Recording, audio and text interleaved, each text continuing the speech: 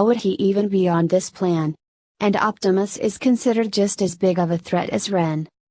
Optimus was placed into the back of the formation from what I've seen, Eld explained, and at the same time when Optimus was fighting the female Titan, I saw him go towards the trap before the female Titan got captured. And besides, Erwin actually seems like he trusts Optimus. Well, if Erwin trusts Optimus, then how did he get in on the plan? Last time I checked, I don't think Optimus was asked the question, Allah recalled. Petra widened her eyes. Because I told him. Petra? Gunther questioned. Ma'am, what do you mean? Ren asked. I told Optimus what happened with the test titans and I told him the question Erwin was asking, Petra explained. That's how he knew. That's how Optimus found out. Ren looked down as he thought it over. Why wouldn't Optimus tell him? If we knew that there was a Titan within our ranks, things could have turned out differently, Jean said. Armin remained quiet for a moment. No, he wasn't mistaken. What do you mean? Jean demanded. If it wasn't for Optimus, we all could have been dead. Jean, saying something could have happened differently only happens after everything's been done, Armin explained. No one's able to predict the end result. But there's a time when someone will have to make a decision. Erwin was willingly to choose his comrades over the people living in the wall. If there's one thing I know, it's this: if someone wants to bring about change, he has to be willing to abandon everything. And that doesn't just apply here, it applies with Optimus too. Optimus was the leader of an entire army back on Cybertron, and he was forced to fight the person he considered brother. Optimus made the decision too. It was either his own personal feelings, or the survival of his people and planet. Even he was willing to throw away his own sanity to try and win the war. Jean slightly grimaced as he knew who Armin was talking about. People who aren't able to abandon anything, are unable to change anything, Armin declared. In order to become a monster, you must be willing to throw away your humanity. Fire! Erwin ordered. The soldiers fired the remains of the hooks onto the female Titan as Hanji began chuckling. How does this feel? Hanji smirked. You can't even scratch it if you get an itch. Moving a muscle is out of the question, probably forever. The more you try to move and heal your injuries, the less you can move. We cannot stay out here forever, Miss Zoe, Optimus proclaimed as he looked at the female Titan and crossed his arms. We need to find out who is in the Titan. Which I don't understand, Hanji began. Why is it taking them so long? Mike and Levi attacked from behind, trying to cut off the hands of the female Titan, but she crystallized her hands the moment the blades made contact, causing them to shatter. Armor? Hanji questioned. She is somehow able to create a diamond armor to protect certain parts of her body. It can protect against my blades and was able to block one of my energon blasts, Optimus explained. Eh? Really? Hanji asked in surprise. Wait, what's diamond? Diamond is the hardest substance on this planet, made entirely out of the element carbon, Optimus answered. Oh, Hanji smiled. When we get back to the wall, remind me to write that down. Optimus didn't say anything as he noticed the female Titan glaring at him. He could have sworn he's seen that face before. Maybe he saw it at the ceremony. Those eyes did resemble the one that gleamed with interest. And that face, he must have seen it somewhere in Trost. No. What bothered him the most, was that the female Titan had the same fighting styles as he did. The reason it bothered him so much is because this world is very primitive in fighting, yet this female Titan resembled boxing stances. How did she get her hands on those form? Unless. Hey, won't you come out already? A voice asked. Optimus looked up to see Levi on top of the female Titan's head. We don't have all day, you know, Levi continued. Say, what do you think will become of you? Optimus slightly widened his optics as he grew tense. What was Levi doing? Do you think you'll be able to escape this predicament?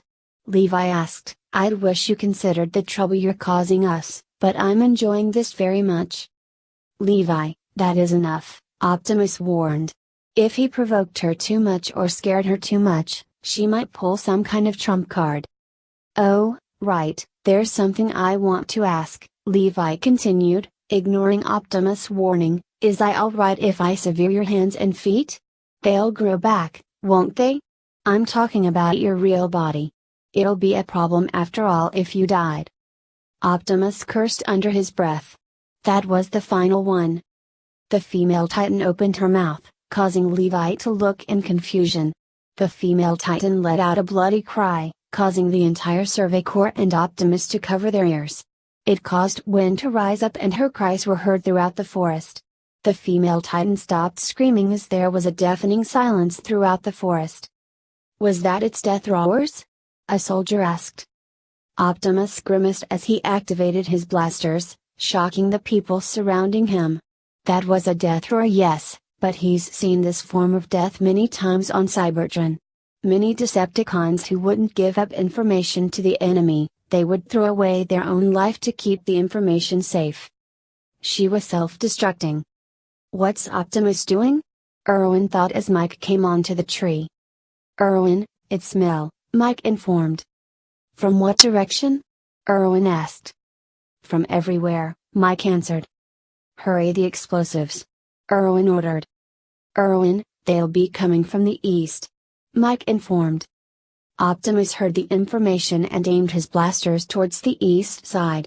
He saw the Titans and immediately began firing, shooting off the heads of the Titans. A small Titan came in from the west side and began biting the female Titan's leg. So they're after the female Titan, Erwin realized.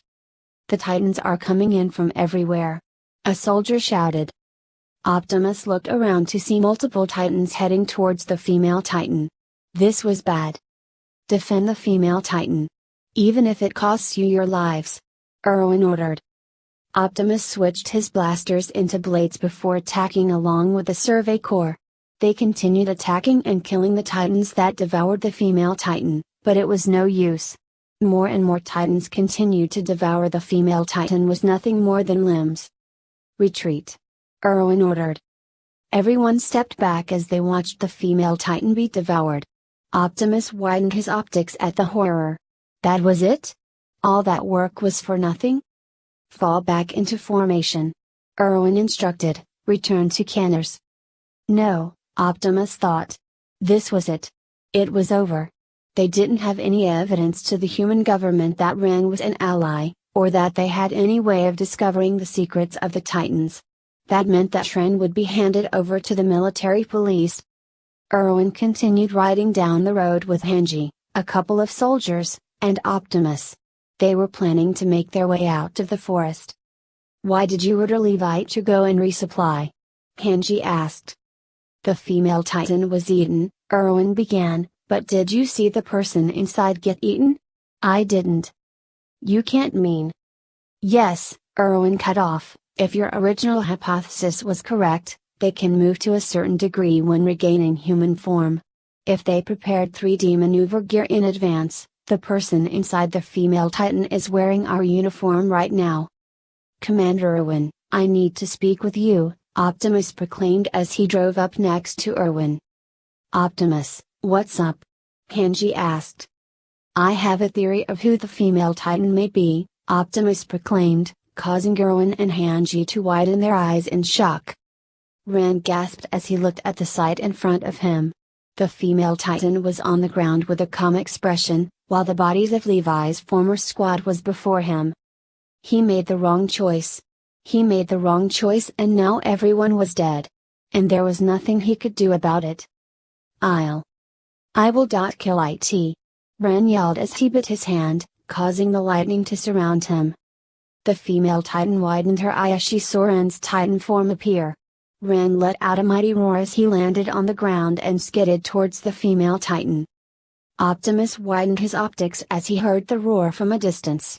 Without saying anything, Optimus turned around and drove towards the source of the roar. "Optimus, wait!" Hanji called out. Ren continued roaring as he charged at the female Titan. He was going to tear her apart. Well, that's the ending of that chapter. I do hope you enjoy this video. If you like to see more, remember to hit that like button, subscribe to this channel and leave a comment down below. Until next time.